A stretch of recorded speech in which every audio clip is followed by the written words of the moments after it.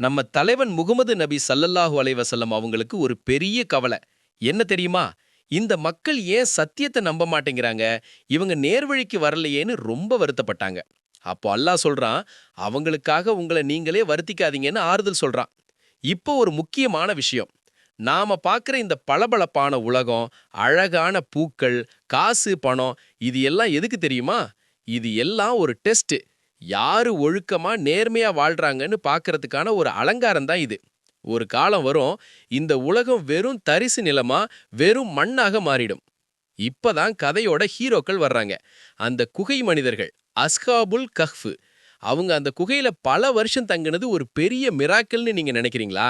இறைவனோட படைப்புல இது ஒரு சாதாரண அதிசயம்தான். அந்த இளைஞர்கள் யாரு? அவங்க ஏன் குகைக்குள்ள போனாங்க?